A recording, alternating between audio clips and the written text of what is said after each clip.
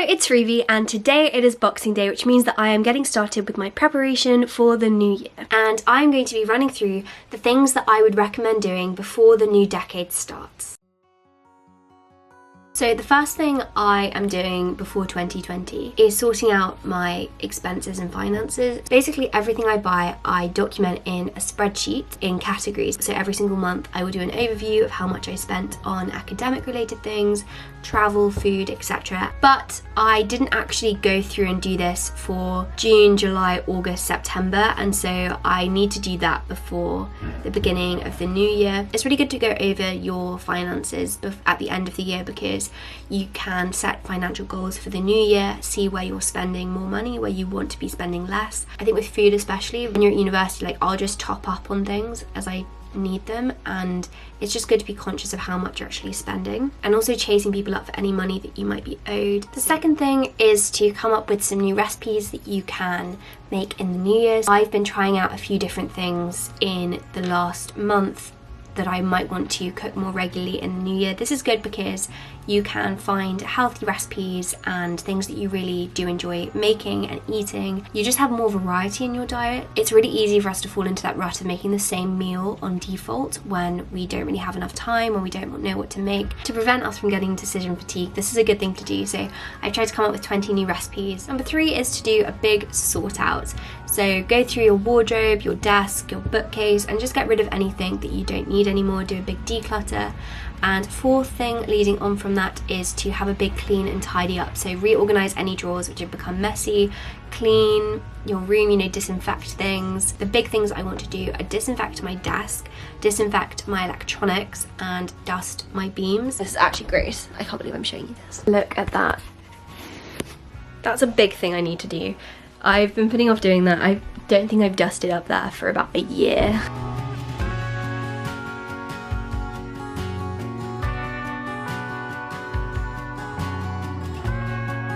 This is why you don't go like over a year without dusting your beams. Number 5 is to make a weekly schedule which you can use in the new year. So this is especially useful if you're at school or university, but I think you could probably use it at work too. So basically this is where you make a rough outline of what your week is going to look like, factoring in all of your lectures, classes, what times you're working, etc., and everything just goes in this big timetable. To make this, all you do is first of all write a list of all the things you want to do every single week and then just transfer this into the schedule document. It's so useful to have, and it just means that you start your new year on a really good foot where you're making time for all of your New Year's resolutions, the things that you want to prioritize.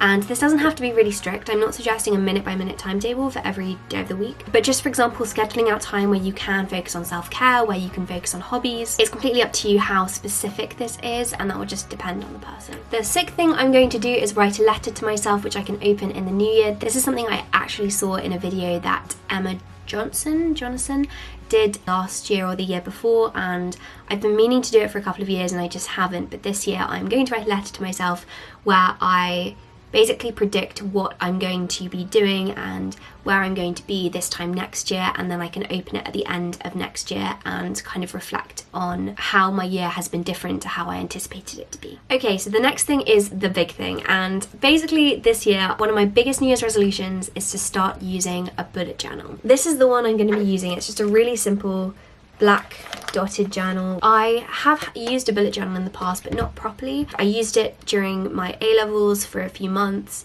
I use it for like random lists and things, but I don't use it properly, and I really want to start using it because I really do enjoy bullet journaling when I do it, and I think it's a really great versatile way to plan bullet journaling. And there are some subsections to this, things that I want to do before 2020. Number 1, find a bullet journal. Done. Number 2, research bullet journal ideas for spreads that you might want to do, especially ones for the beginning of the year. So I just watched a load of YouTube videos, looked on Pinterest, etc., and just made a note of the things that I wanted to stay on top of, things that I wanted to track, and things that I wanted to plan, which I have done. And then next is actually going through and making all the spreads before you actually get started with using it. And I will be doing a bullet journal setup at the end of this video, so do stay tuned for that. The next thing I'm going to do is actually write out my New Year's resolutions, new decade resolutions. It's a great year for making resolutions. So I'm going to separate resolutions because I think there are different types. So number one, the habits that I want to take up, good habits, and how I can ensure that I actually do keep to these habits. Second aspect of that is goals, things I physically want to do, and again, actionable ways that I can do this. Number three, places I want to go, travel to, visit, which I want to separate into the year and the decade. And number four, making resolutions in relation to your life bucket list. If you don't already have a life bucket list, the new year, this new decade, is a great time to start one. I have a long list of things that I want to do at some point in my life. So this includes places I want to visit, things I want to do, things I want to read. Mine's like 2 or 3 pages long. Writing this up, it makes you really excited for your future and it gets you so motivated. And then after you've gone through that, look through and think, what can I do now? How can I start to make some of these things realities?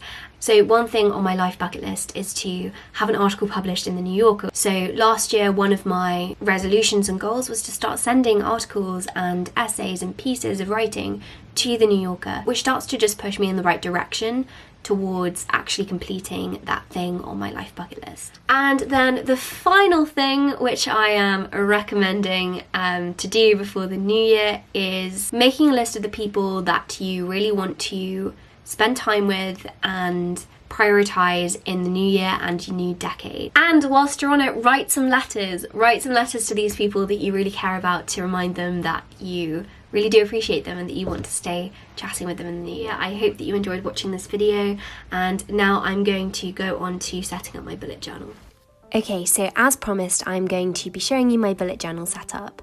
Obviously, I'm not a professional by any means. There are other YouTubers who are much better at bullet journaling than I am, but I am doing this for fun and I am really happy with how it turned out. So this was my 2020 title page, and I just used this watercolor charcoal to colour in the page and give it this night sky effect, because I don't really have a specific theme, but I do like night sky prints and the aesthetic of that, so I decided to go for that.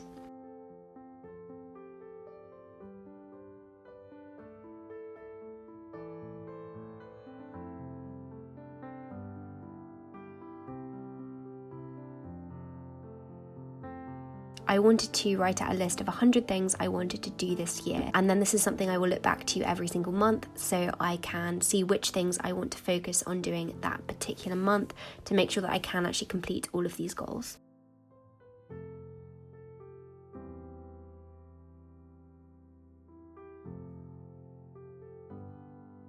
Here is the page where I'm going to write my New Year's resolutions. And then I'm also going to write out my priorities and a list of the friends I want to prioritise in the new year. Here is just a very simple income tracker, so I will write out how much came into my bank account each month this year, and here is my expenses tracker. This is separated into the different categories like food, travel, events. This is just a place for me to track every single month how much I spent in that category so that I can be mindful of how much I am spending, as I spoke about earlier. This next page is for me to write down the places that I visited this year. So on the left hand side there are all of these travel tags where I can write out places that I went, and on the right hand side there is space for me to write a list of places I want to go. I decided to go back and fill out the other page in this charcoal print again instead of that quote I originally wrote, because I thought it would look better. And here I'm getting started on my monthly spread. So I just made a January title page with goals and to-dos. Here is my monthly overview. It's just a very simple calendar layout, vertically writing the days of the month so I can write in key events.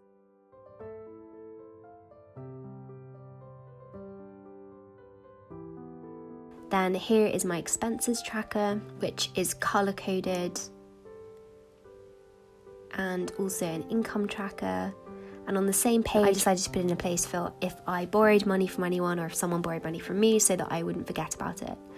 Then this next section is for books I have read. I'm just going to fill out the titles in this bookshelf. And then here is an example of one of my weekly overviews, just very, very briefly.